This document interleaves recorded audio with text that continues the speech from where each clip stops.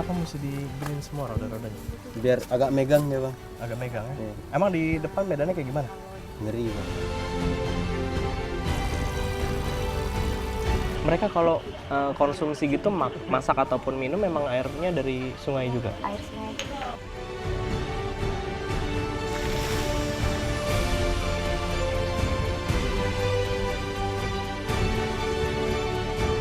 Inilah tantangan mereka, arusnya sangat besar. Kita harus melawan arus seperti ini. Semoga kita bisa selamat sampai ke sana nih.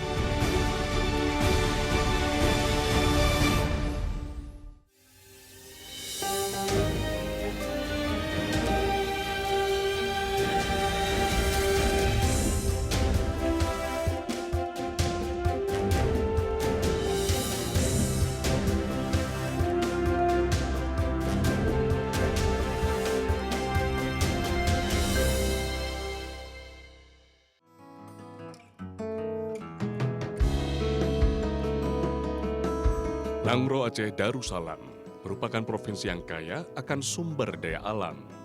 Jumlah penduduk Aceh saat ini mencapai 5 juta jiwa. Sebagian besar tinggal di wilayah pedesaan.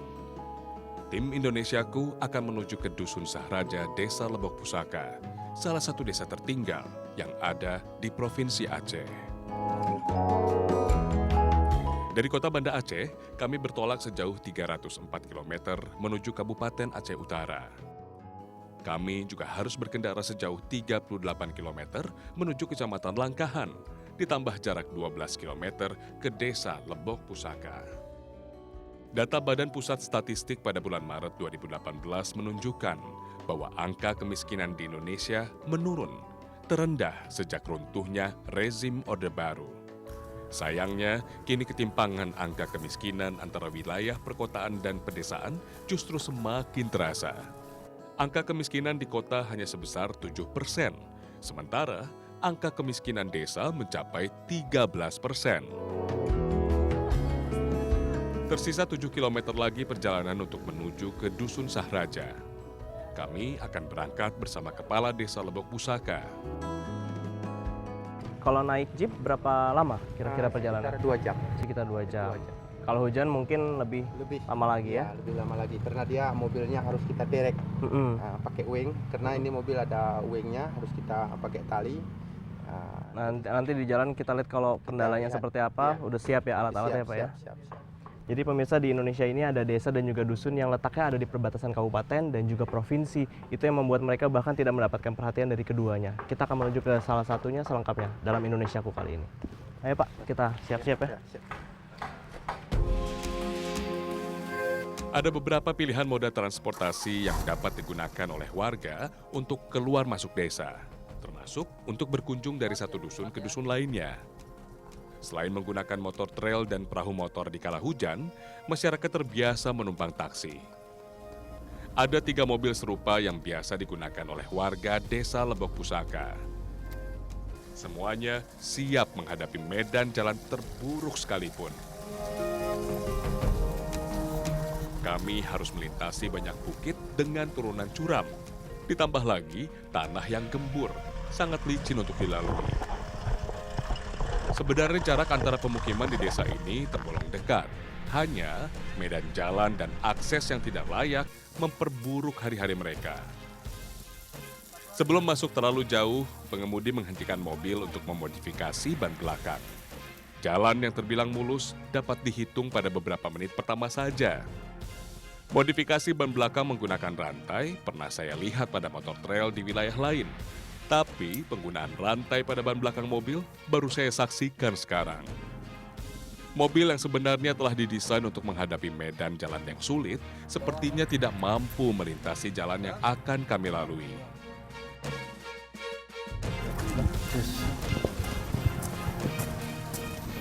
Bang, kenapa mesti dibenerin semua roda-rodanya? Biar agak megang ya bang. Agak megang ya? Iya. Emang di depan medannya kayak gimana? Ngeri bang. Ngeri ya? Ngeri. Kalau tadi kan udah kita lihat tuh ada kubangan-kubangan, ada becek-becek kayak gitu. Di depan Lebih lagi bang, bukitnya lagi. Jadi pemirsa, di sini walaupun kita sudah menggunakan jeep, saya pikir akan aman, tapi ternyata kita juga harus antisipasi ya. Iya bang. Pakai ini supaya nanti tidak keluar dari jalur yang ada. Lanjutin Bang, kita. Ringgara. Bisa. Jalan menuju ke Dusun Sahraja digadang-gadang sebagai salah satu jalan terburuk untuk rute antar dusun. Dana desa yang digelontorkan belum mampu mengubah kontur jalan secara signifikan. Provinsi Aceh masih memiliki banyak desa yang akses jalannya sangat buruk. Pada tahun 2018, jumlahnya memang telah menurun. Tapi masih ada permukiman saudara-saudara kita yang luput dari perhatian. Pada tahun 2015, Kementerian Desa dan Pembangunan Daerah Tertinggal menyatakan ada 17.000 desa di Indonesia masuk dalam kategori tertinggal. Dari total sekitar 6.500 desa di Provinsi Aceh, 2.200 diantaranya masuk dalam kategori tertinggal. Artinya, sepertiga dari total masyarakat pedesaan di Provinsi Aceh hidup dengan kondisi yang memprihatinkan.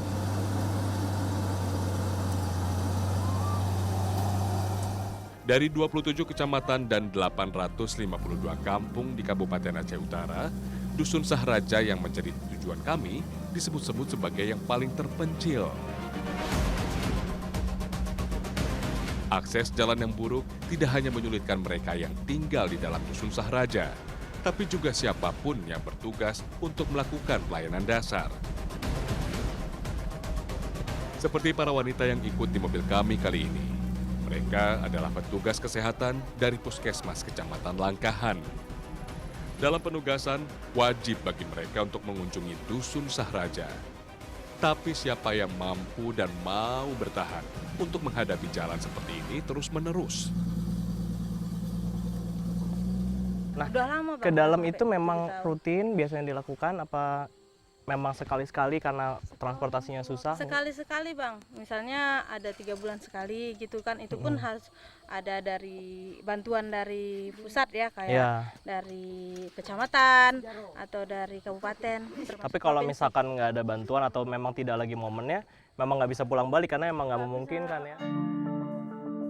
Lelah sekali rasanya menghadapi jalan berbukit dengan turunan curam yang sangat berbahaya. Bahkan sudah banyak kisah warga yang celaka.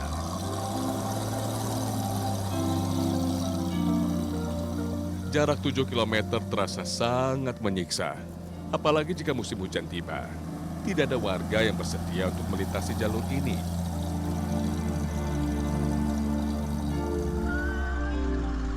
Terpikir oleh saya, untuk apa menggunakan kendaraan jika nantinya bisa celaka? Toh sudah menggunakan mobil pun, kami lebih banyak berjalan kaki demi keselamatan bersama. Jika tidak, mobil bisa saja terbalik atau tergelincir. Kemungkinan lainnya adalah terjebak lumpur selama berhari-hari.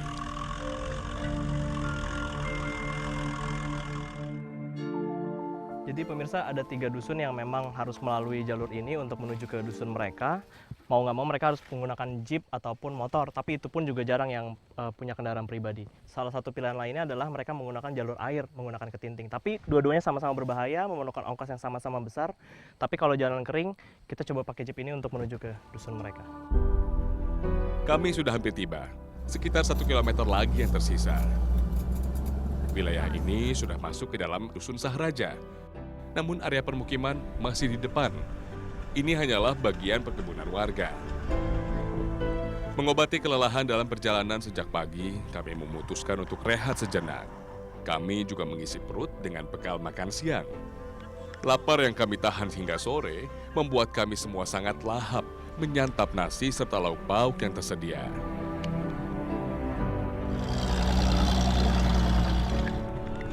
Tak lama, hujan turun dengan deras. Perjalanan menjadi semakin tidak nyaman.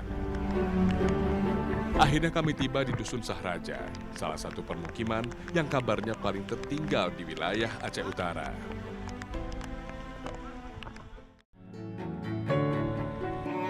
Ada sekitar 50 orang yang hadir di Balai Dusun Sahraja saat ini. Kepala desa mengumpulkan para kepala dusun untuk membantu aktivitas kami selama di Dusun Sahraja. Sementara yang lain sibuk mengantri di sisi lain balai dusun. Warga tidak hanya menyambut kami yang datang sebagai tamu di dusun mereka, tapi juga para petugas kesehatan dari Puskesmas Langkahan. Elisa, Siti, dan Mega merupakan petugas kesehatan yang bertanggung jawab di Dusun Sahraja. Kebanyakan warga perempuan langsung mengeluhkan kondisi kesehatan mereka. Sebagian besar juga membawa anak untuk turut periksa kesehatan. Penyakit yang diderita oleh sebagian warga di sini adalah hipertensi. Penyebabnya adalah konsumsi berlebih pada makanan instan dan yang memakai bahan pengawet. Air dan juga Air. karena kan air kan Air apa? Air sungai atau air di rumah? sebagian orang ini pakai air sungai, ada yang air sumur seperti yang di depan. Nah, itu kan dari Tapi itu memang kotor. iya, Kotor ya. airnya nggak jernih. Mereka kalau konsumsi gitu masak ataupun minum memang airnya dari sungai juga. Air sungai itu Oh, belum ada di sini aliran pipa untuk air bersih gitu belum ada ya. Selain itu, para petugas kesehatan juga mengobati banyak pasien yang menderita penyakit kulit. Ada 5 anak dan beberapa wanita di dusun ini yang mengalami gatal-gatal. Sejak lama warga dusun Sahraja menganggap penyakit ini sebagai hal yang biasa. Yang mereka tahu, dengan mengkonsumsi beberapa jenis obat, maka gatal pada tubuh mereka akan segera hilang. Dusun Sahraja dilintasi oleh anak sungai yang biasa mereka sebut sebagai Alue Kolak dan Alue Sepoi. Disinilah setiap pagi dan sore hari warga berkumpul. Ada banyak aktivitas yang mereka lakukan menggunakan air sungai, seperti mandi, mencuci pakaian, dan mencuci perabotan rumah. Biasanya para perempuan di dusun ini mengajak serta anaknya untuk membantu sekaligus mandi. Air minum sini juga. Gitu. Nggak ambil dari tempat yang lebih bersih. enggak. Cuma air bersihnya di sini. Cuma di sini ya. Di sini. Terus kalau ini digunakan buat transportasi nggak sungai ini? Iya, Iya. Kemana? ke sana Kemana tuh? Menuju kemana? menuju ke Saragala, Saragala. Itu di... tempat belanja-belanja. Oh itu sudah beda desa? Membawa banyak ember dan perabotan tidak menjadi masalah.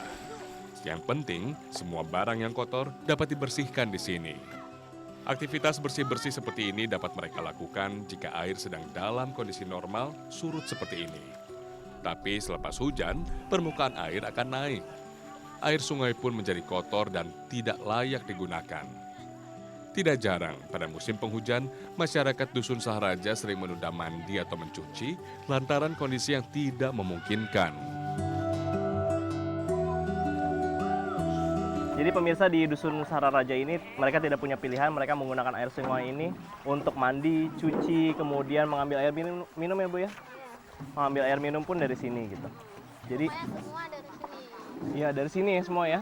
Jadi mereka masing-masing di rumah tidak punya MCK, tidak punya tempat mandi, semuanya harus ke sungai.